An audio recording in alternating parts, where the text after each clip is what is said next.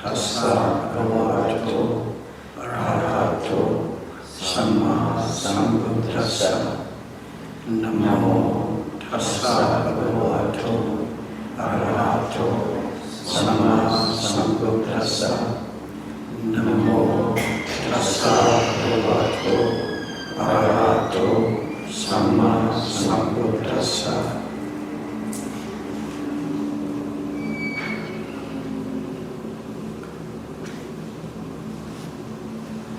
Series A, Dhamma talk number 32. In the last Dhamma talk, we discussed about the 5 situations how to arouse energy set out by our elders.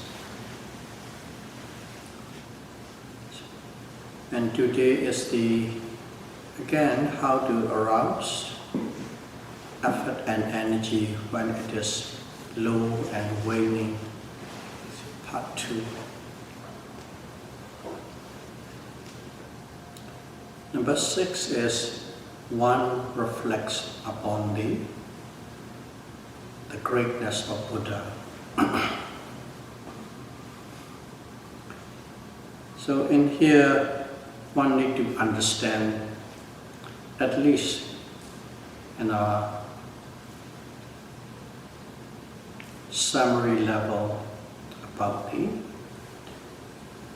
nature of Buddha, how it's come to be. Only when one's got fully enlightened,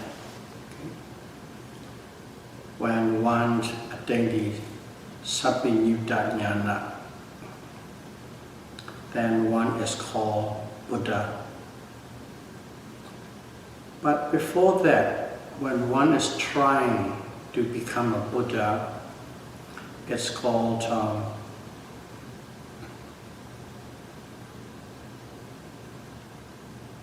Bodhisattva or Bodhisattva. And in here, definition of this Bodhisattva in Theravada Buddhism is different from the rest adopted by the other segments of Buddhism in Mahayana and Vajrayana. So we are going to define what does it mean by Bodhisattva, one who is practicing to become a Buddha. That title in this teachings of the elders tradition is defined in a different way, very specific. Of course, anybody can set their mind, okay, I want to become a Buddha and practice. And then one might even call it as Bodhisattva because the objective is to become a Buddha. So it seems like it's a very general, loose definition. In Theravada, anybody can try and practice to become a Buddha, but they are not called Bodhisattva. And one is practicing or wants one to become, and then that particular person actually met face to face with a Buddha. Okay. Buddha is a position. There are many great beings have become Buddha, and they came and they passed away, they came and they passed away. So if one's actually met a living Buddha, first of all, one must meet a living Buddha, and then that person has to request, I would like to become a Buddha. You have to request his intention, his desire. And that living Buddha will actually see where that person who is wishing for has the capacity and ability to become a Buddha in the future time.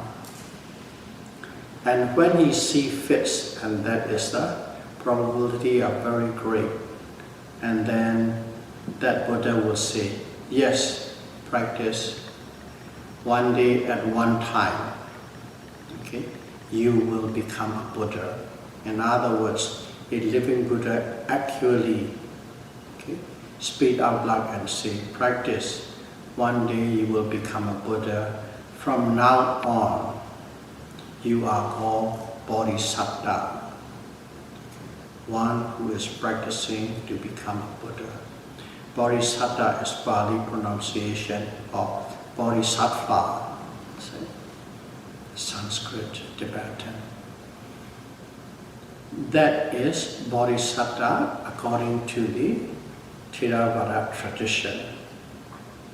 A person must wish, great desire to become a Buddha, must meet a living Buddha, and the living Buddha actually say, yes, go on practicing, one day you will become a Buddha. So we need to understand that definition according to the Theravada tradition. So in here we are talking about, reflecting about the greatness of a Buddha. And we have a lot more information about the latest, the last one, Buddha Gautama, who became enlightened and passed away over 2,500 years ago. We have a lot of information about it. So that is the best spot or the place of the Buddha that we can reflect upon. So when does that Buddha Gautama started his journey as a Bodhisattva to become a Buddha? So that is the starting point. Not like everybody decided and practiced and they become a Bodhisattva, no. So let's call it eons and eons of world cycles ago, there was a Buddha. That Buddha's name is called Deepen Buddha. Deepen Buddha, he was there, and like all Buddhas, he got enlightened, and then he went round and round everywhere that he can reach, and then he preached the same Dharma. The Dharma, what every Buddhist teach or taught, is exactly the same, nothing different. The Four Noble Truth. Okay? The Four Noble Truth, how to get out of samsara, how to eliminate all form of physical and mental suffering. Exactly the same technique, the same method, the same approach. So Deepen Buddha was going in the region where he was born, and he's teaching and teaching. His names and his fame spread wide. And at that time there was a hermit.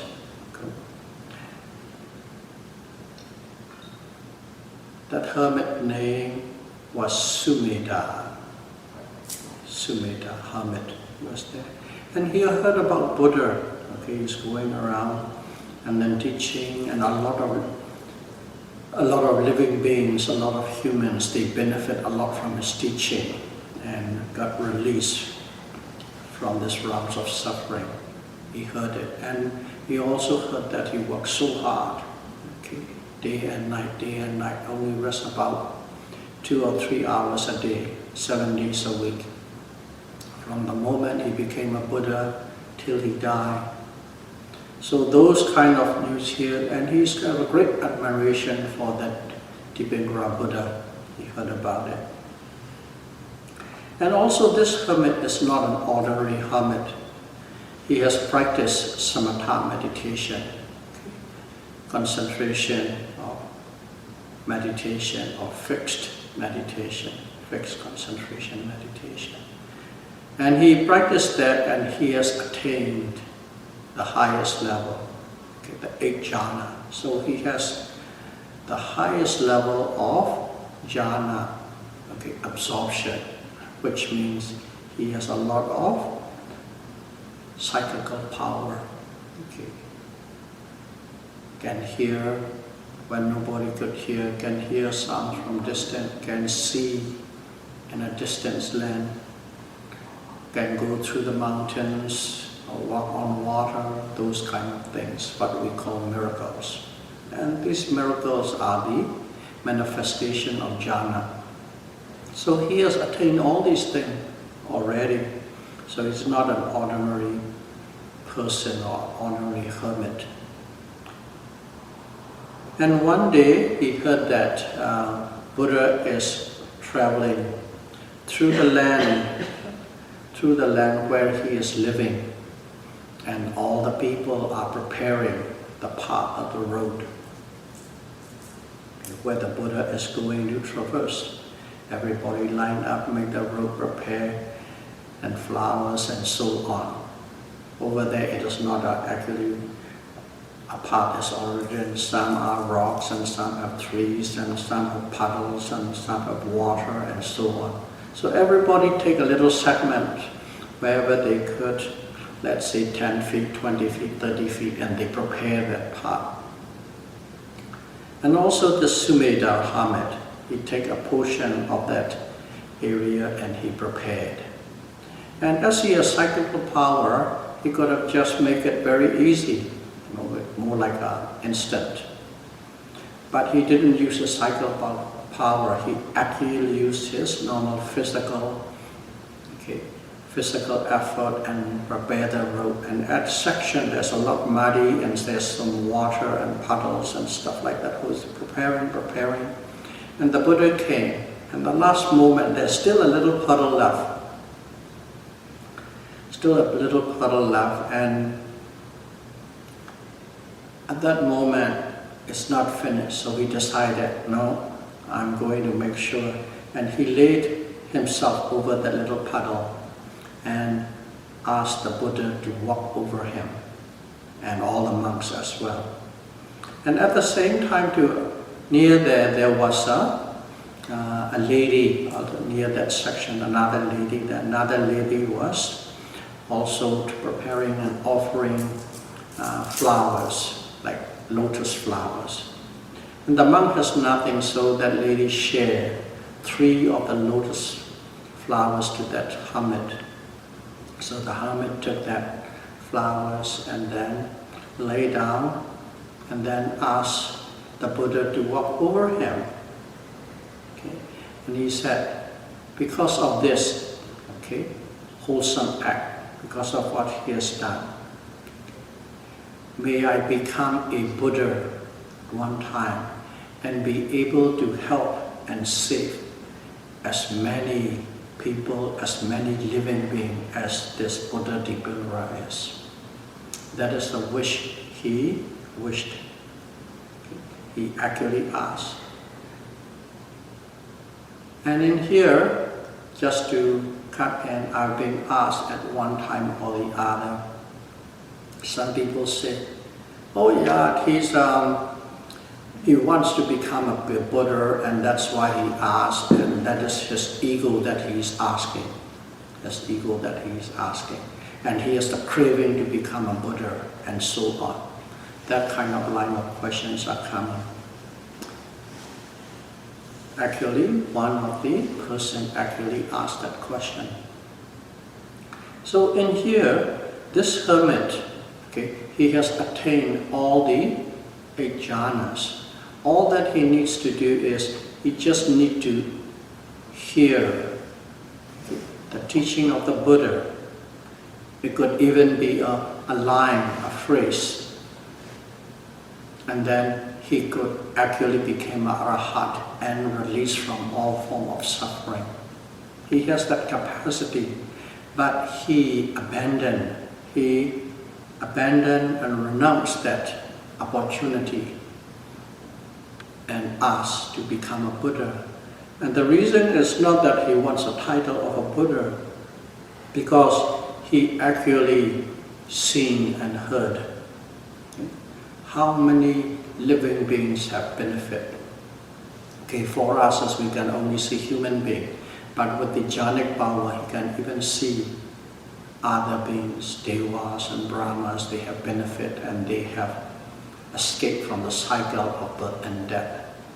And he saw that and it inspired him, and he wants to do the same kind of thing. In other words, a great compassion arose in him, and for that reason he asked that wish.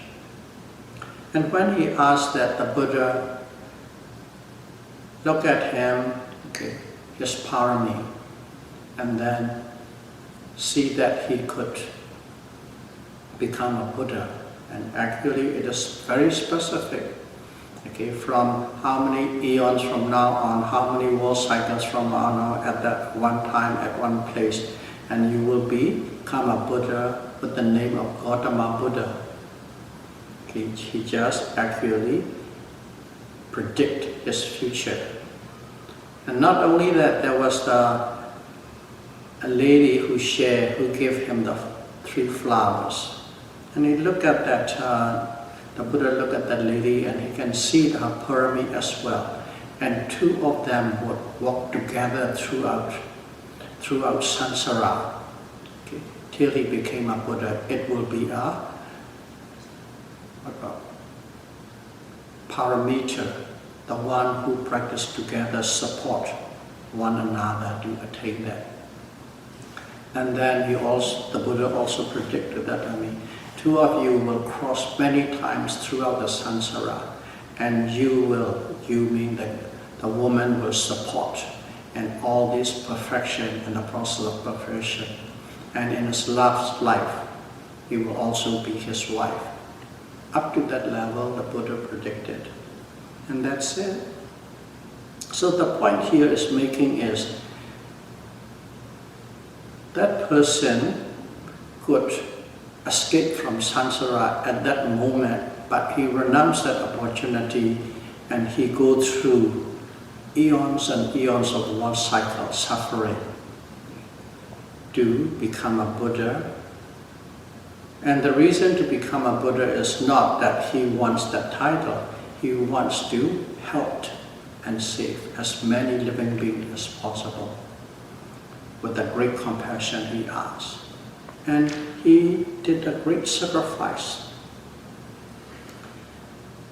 You just imagine he is a hermit with great power, okay, and that level.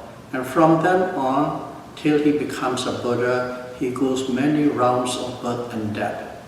In those many rounds of birth and death, there are times he is a human being, there are times he is a king, there are times he is the poor, a beggar, there are times he is a deva, there are times he is an animal, a cow, a monkey, a peacock, a bird, and so on. That's the cycle. It is not that straight up from then on, having a great life, the great power, and become a Buddha. He has to go up and down and up and down and up and down this cycle in this samsara. There are good lives, there are bad lives, there are tough lives, there are suffer life. It become even an animals. He knows that he'll be facing it, but he vows to take all these things in the process of perfection, to become perfect in terms of 3 accomplishments. Accomplishment of cause. Accomplishment of causes to become a Buddha. Accomplishments of result, okay, being a Buddha. And accomplishment of service as a Buddha. These 3 accomplishments. To have these 3 accomplishments, he has to go around many cycles of lives and suffer a lot. And in the process, he's learning and he's learning and he's learning and he's perfecting and he's perfecting. And some of the lives are actually told, and it's in the scripture.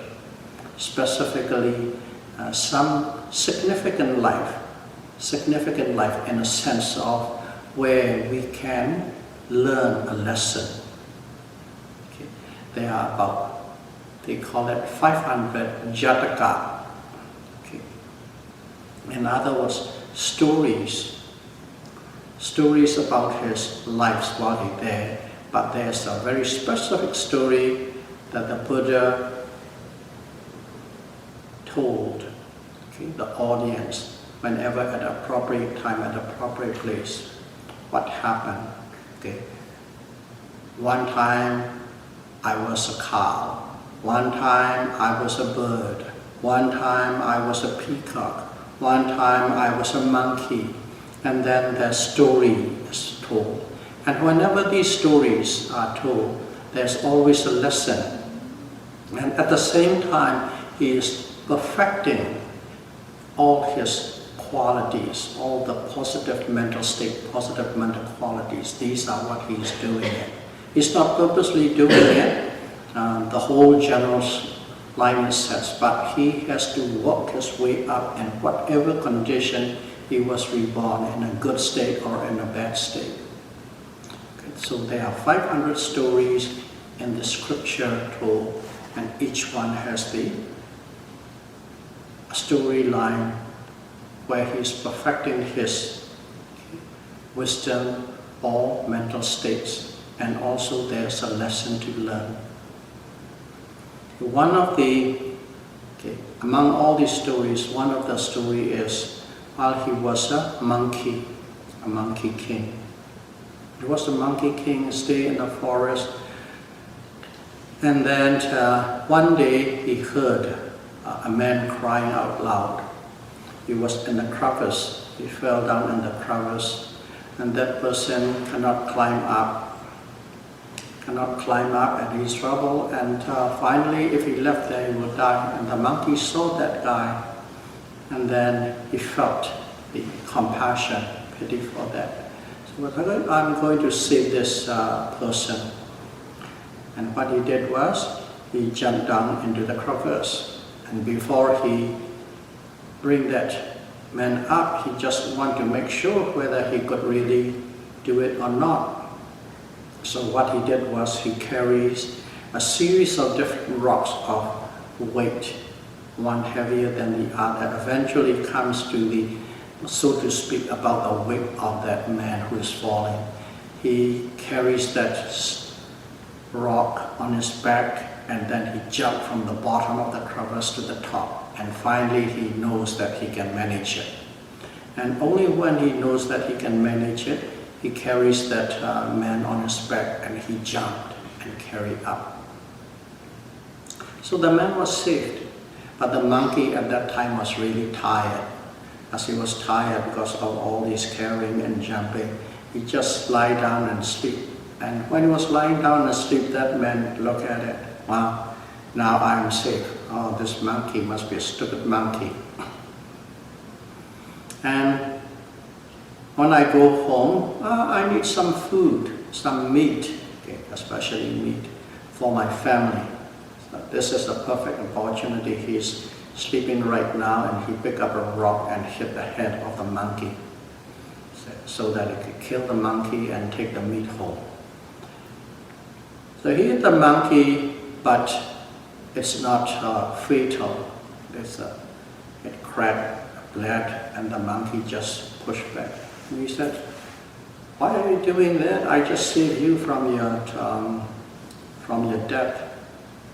And the man said, "I know that, but I'm sorry, but I need some meat for my family. That's why I have to carry you back." And the man, at that moment, the monkey wasn't angry, or he doesn't have any animosity or aversion. He just simply feels pity for that man. And that he was about to leave, and then he knows that in this forest there's a lot of danger, and this person has got lost and he won't be able to find his way to go back. So what he said was, still with all these doings trying to kill him, he still have compassion for that man, and he said, "Okay, you just stay at a distance and look at my blood dripping line and follow it, and then it will get you to a safe place. So the monkey went ahead, and the man followed the trails of the blood, and when you get closer to a spot at the edge of the forest near the village, the man said, okay, you may leave, and the man just left and carried on. So that kind of practice, okay, forgiveness, that kind of perfection, and then even a person who tried to kill you, he has a forgiveness and great compassion and still save the life of others. These kind of little stories, each certain mental states, whether it is how to overcome jealousy or envy, how to have a forgiveness, how to have patience, how to have effort, and so on. There are 500 tales, you can call it tales, and each has its own little lessons or points people can learn. And especially children, when you told them what story, it really sinks into the children. So that kind of thing you can read and learn, and from there certain people can take some lesson from it. Because we all have weak points, and whenever story come and touch that weak point, you can really reflect on it and you can inspire yourself. And also they call it Jataka. Another one is called 10 story as a human being. 10 story is now, this one has become very close to his Buddhahood. I'm not saying this life, the life before.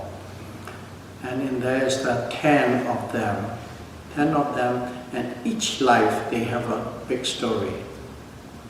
And in Burma, in the scripture is very precise in writing. In Burma, the people who are good with words, novelists or writers, they will actually write a big novel. Okay? The facts are remain the same, they just painted the words and so on. And in some cases, while I don't know about nowadays, while I was in high school, that's about 50, 60 years ago, actually we even have one of the lesson or one of the class, one of the subject, we have to take it, that kind of a thing. And one thing is called Temi.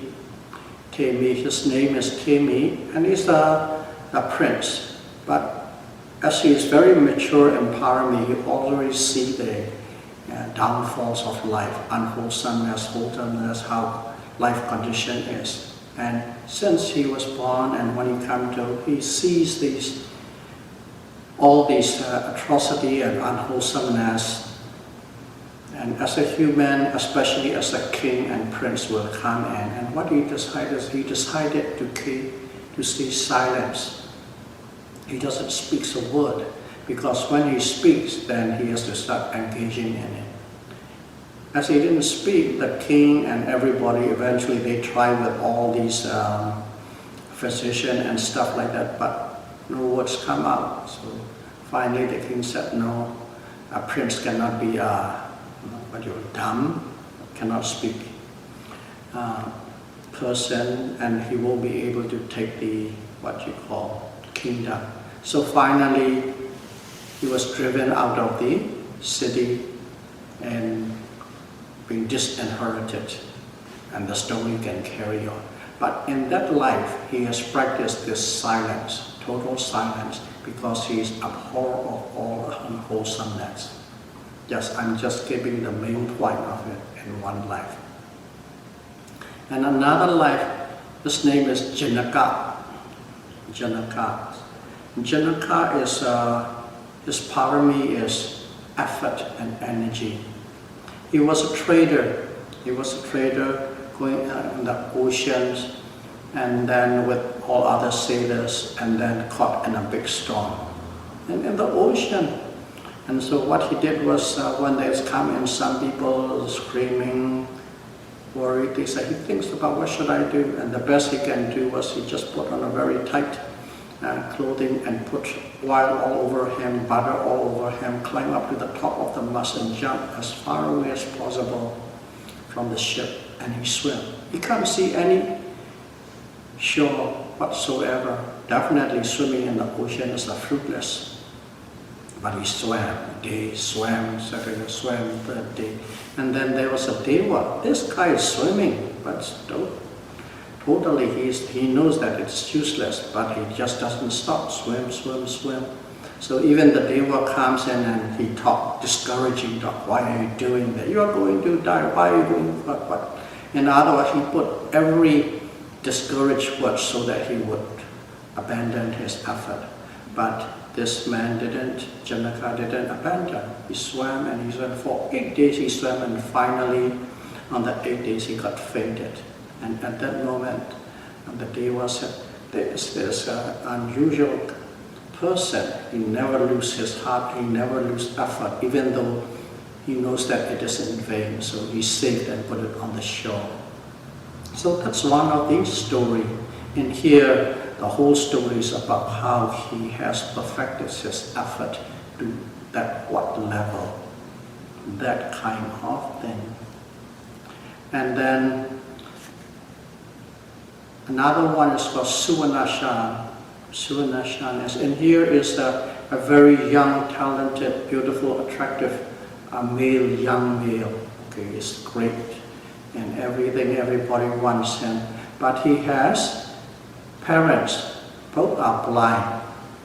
And because of that, okay, and anybody who is going to marry him, this will become a baggage. Nobody wants to marry him, but everybody urged him to abandon, but he didn't. He took and finally took his two parents and he looked after his blind parents. That kind of a thing. It's a gratitude, perfection of gratitude. That kind of story. And one guy is called Mahosatha, and here is perfection of wisdom. Those are, of course, you have to read the books, and when you read the books, it's really inspiring. Is the intelligence and how he uses intelligence and outsmart, outgun, and then outrule anything with a wholesome way. And Visandra, in there he perfect his generosity. He was a king, so he gave a lot of donations, feed the people, feed the hungry, feed the poor, and so on.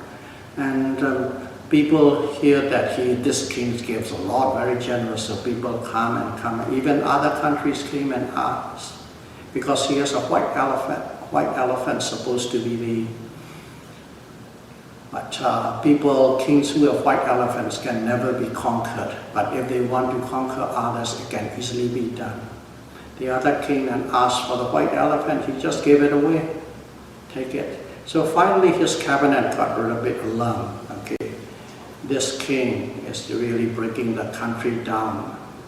The treasury will go bankrupt. So finally they decided to ousted him. So he was driven out of the country. Only his wife and two children went with them. He went and along with them and lived in a forest. It doesn't matter. And then somebody heard about this and then came and asked, and they asked for donation. There's no money to give, so he asked for his two children. He just gave his two children away. And another, he went away and, oh, if I got two children, why not? And that man went back again and then asked for his wife, and he just gave his wife away. So he gave everything, and their lives, he gave his only life away. Of course, when those people get close to the village and town, and the person who got these things, they just go into the, what you call, slavery trading place and sell the children. But people knew and heard about it, and finally their uncle heard about it, and they just came and taken back to the city.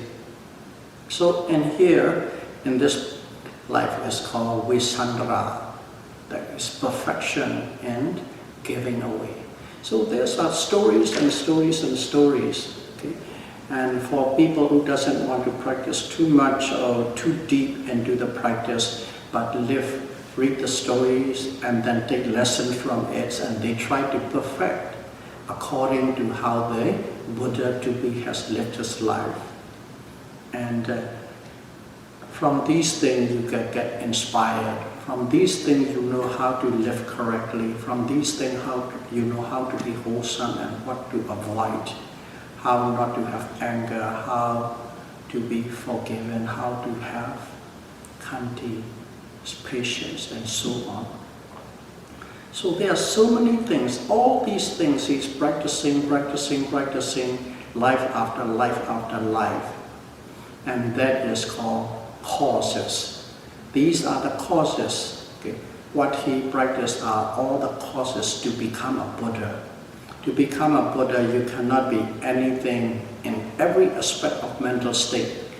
Nothing can be less than 100% in perfection in all aspects of mental states. So this is called accomplishments of causes. And he has to fulfill every requirement. He has to perfect all his mental states to the fullest. And when he has perfected all, in the last life, and the last life is called Siddhartha Gautama. In the Siddhartha Gautama, in that life, and even that, he renounced his kingdom. Okay? He renounced his princess, he renounced everything, and took a hermit life and went into the forest to practice. He practiced, and then after he left, it took him 6 years, and finally he got enlightened. When he got enlightened, he got a wisdom. It's called Samma Sambuddhassa. We just always say Namo Tassa Bhagavato Arahato Samma Sambuddhassa. Sambuddhassa is the wisdom or the knowledge or intelligence.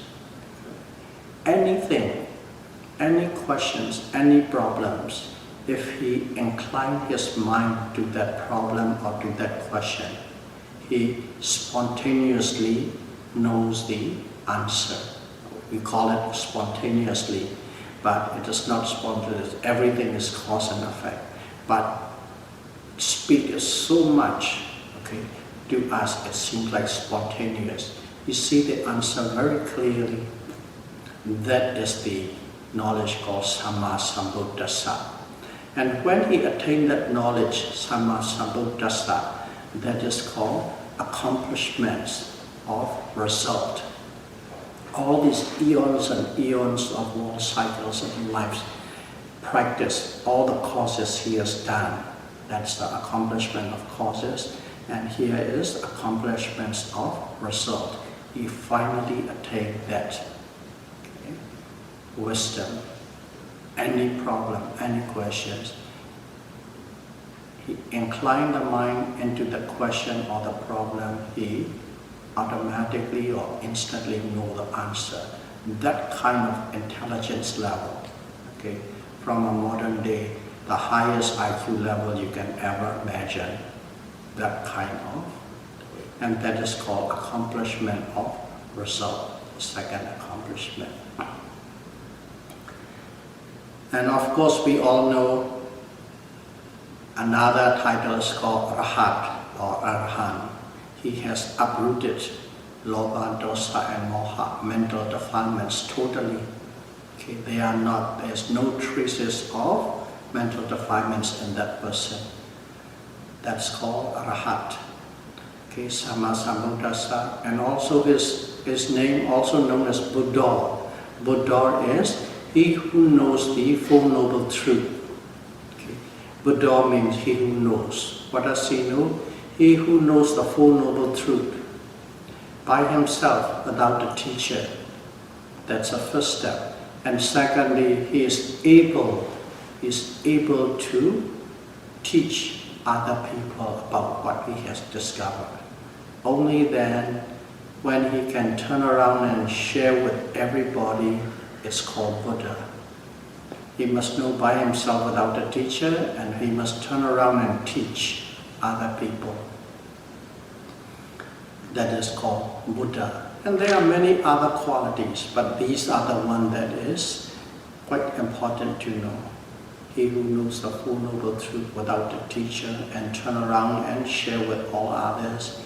He who has the wisdom to know any problem or solution, but just by inclining the mind, he has one who has abandoned all mental defilement, lobha, dosa, and moha.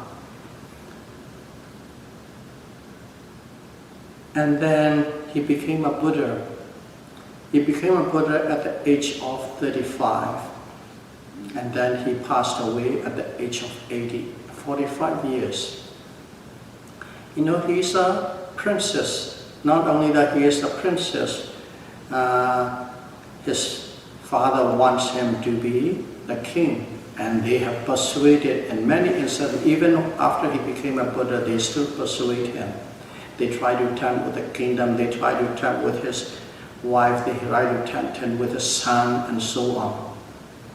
But nothing can move him. He abandoned that luxurious life and he lived a life of a hermit. Life of a hermit means life of a beggar. Beggar owns nothing, the hermit owns nothing except the clothes on their body and a plate or a bowl to eat and a cup to drink. That kind of life he chose. Not only that he chose that, he sleeps only 2 to 3 hours a night. During the day he teaches all the humans, and you will see in a lot of sutra at night, especially after midnight, devas come. Devas are like, we are very inferior beings compared to deva. Let's say you are there and what would be the good idea? Okay, there's a skunk there. You don't want to go near the skunk because it's really stink. Just like that deva, the smell of the human being are like skunk to us. Our smell is just like them for the deva. So they try to avoid human as much as they could. The higher deva, not the lower level deva. So at nights, that's when they come and they ask questions, they ask Dharma and so on.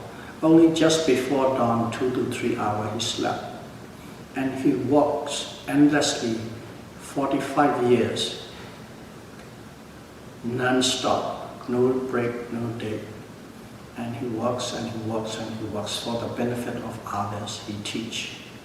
And he teaches, and he is one of his qualities, he is the master teacher of all time.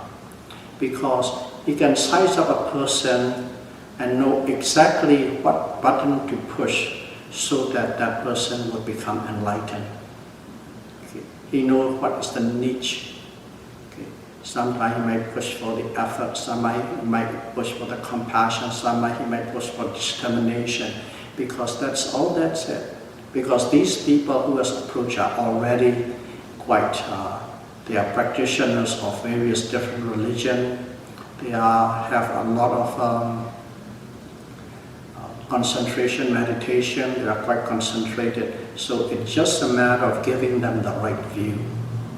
And he is the master teacher. He can teach anybody so that they can benefit the best.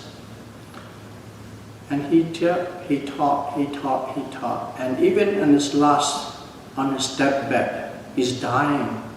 And even his dying, his attendants pushed everybody away. But there was one,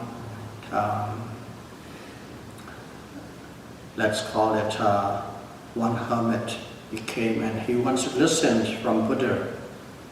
And then so they come in and then say, I want to see the Buddha before he died. And Buddha was dying.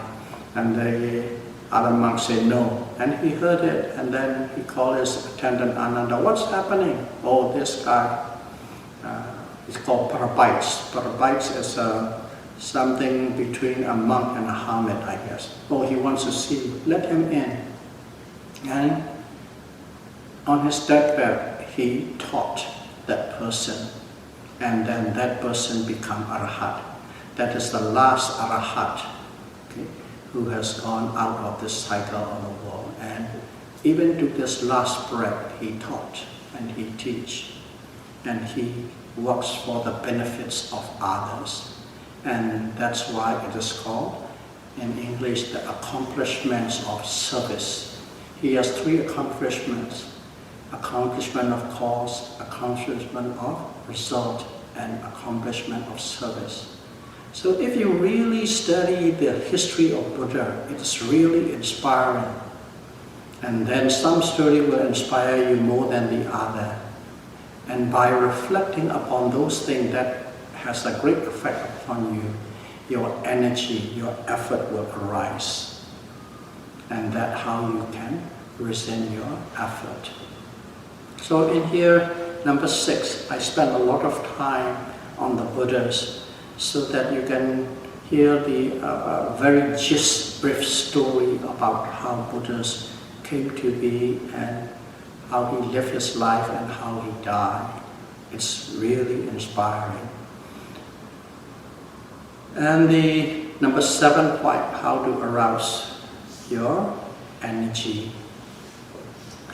And in here is the same thing. And here you reflect upon the great monks who had lived, okay, throughout centuries. First and foremost, we know like Shin Sariputta, Shin Moggallana, his left hand and right hand disciple. You can read their story and how they put effort, how they put their wisdom, and how they do. Shin Mahakassapa is the monk. After the Buddhas died, he is the lead monk who collect everybody, about almost 700 to 1 million monks, and out of that they collected 500 and put all the Buddhist teaching together. Those kind of monks' effort. Today we have what we are studying and practicing. And also in each country, let's say in Sri Lanka, in Burma, in Thailand, there are great monks who passed away. Locally it's very famous. You can reflect upon it. In Burma too. Okay. And the one that West know is called Mahasi Sayadaw. It is our teachers. He's the one who really popularized this, we call it the slow method in the West. Satipatthana, Vipassana, the Buddhist teaching. But he put it in such a way to spread to the West. He has to spread not just by one line or one phrase or one technique. He packaged with a lot of the sutras and intelligence and information packed together. The West, they like to understand quite deeply before they jump into what they do. So he really packaged a really nice package until today. Whatever I'm talking, that's what I heard from my teachers. That's what that monk Mahasi Sayadaw has done. So we can reflect upon him. And also in Burma, we have called Mogut Sayadaw. There's another Vipassana technique, Mogut. And if you like, read his life story. It was about 1900 to 1950, 60, I guess. It's very inspiring. And there's another monk called Webu Sayadaw. He said he's also Arahat, but this Arahat is the both Samatha Vipassana. There are many witnesses. He actually can see them. Many people have seen him flying and those things like that accidentally. So they are great monks. With your inclination, you can study about them, you can read about them, you can practice how they have said. And those kind of reflection can rouse your energy, second energy. That is number 7. Number 8. Number 8 is, okay, now people who likes to, let's see, belongs to club, or I belongs to the Old Wise Club, or I belongs to this Greenpeace Club, I belong to this, the identity, give identity. Okay. And with that identity, by belonging to a certain thing, those people got more energy, more zeal to do what they are doing. So like that too, we can identify we belong to a club. Okay? We belong to a lineage. A club or lineage of what? Lineage of Arya. A club that belongs to the Buddha. Okay? The club there is called Pisgah Buddha. Pisgah Buddha is their Buddha. They discover the Four Noble Truths by themselves. But they do not have enough capacity to turn around and teach and spread like the full Buddha. And also there are Agasavaka, great disciples. And there are some significant disciples, and there are also arahats.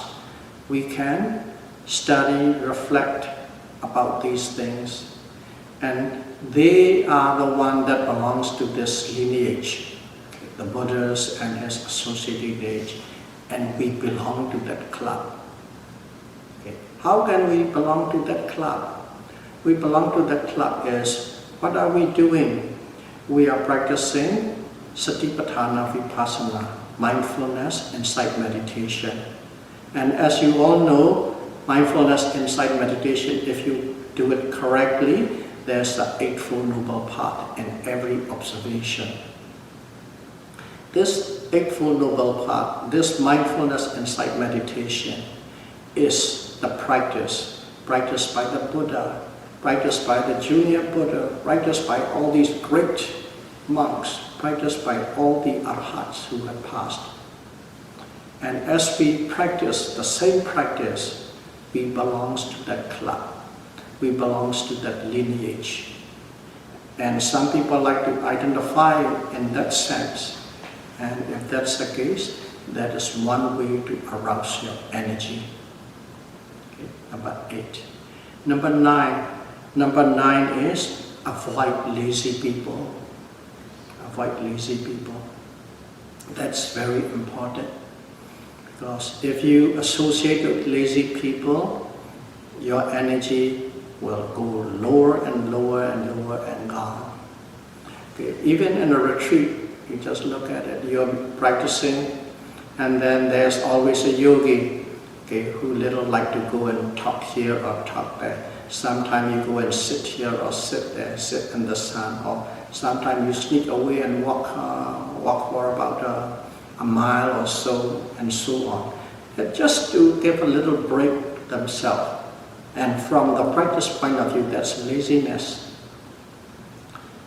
Okay, some like to go to bed as soon as this is the time you can go to bed at 9:30. At 9:30 you're right there. That kind of thing. So if you associate with them, automatically you will become like them as well. That is number 9. Number 10 is associate with industrious people, wise people. Industrious or wise people. That's also very important. To put it right on the dot, many of you have been to the retreats, and you are all practicing, 10 of you, 20 of you, 30 of you, 50 of you, and there are some people who really, who get up long before the bell strike. They are already there. And when they go to bed at 12 o'clock, 1 o'clock, 2 o'clock. And if you associate with them, associate means you don't have to sit down and have a tea and talk. Just being with them, that effort, that diligence that they are doing automatically rub on you, and automatically it inspires you. That's why it's very important to not to associate with lazy people and associate with hard-working people. Buddhists put that in many different ways. Don't associate with the fool, associate with the wise. And here is specifically with the energy and effort. The same thing, the fool and the wise. The lazy people and hard-working people. It has some great effect. Don't think it is what you call mediocre effect. Even here, okay, you all know there are about 10 to 15 people who comes every week and practice. And then they all coming regularly and somebody disappear for quite a few weeks, they don't come. It affects other people. Okay? You don't think obviously, and some people even out loud, oh, what happened? Why is not coming? Why is she not coming? And so on. That means that effect, the absence of that person affects the other. And at the same time, there's another person who's come all the time, who's always eager and always looking forward and working hard, coming, and then your energy arises. The group energy, everybody putting the energy and effort automatically spread to the other. We are all interdependent. And when somebody got missing and disappear, the moral goes down in the group. What happened? What happened? What happened? That's why I always put an effort to explain who's not coming, what is not coming, why it's not coming, and so on. Because our mind travels a mile a minute and we try to think and perceive in many ways we could. So that is number 10. Number 11, incline your mind towards energy, incline your mind towards effort. Okay, always, I'm going to work hard, I'm going to put a lot of effort. That kind of mind is always inclined. Incline your minds towards that. Okay? How do you incline your minds towards energy and effort? Okay, you can say, I will work hard, that's about it. But there are ways to do it. Okay? Let's put a little scenario. Whatever I do, I'm not going to make it mediocre. I'm going to make it special. I'm going to make it unique. I'm going to make it extraordinary.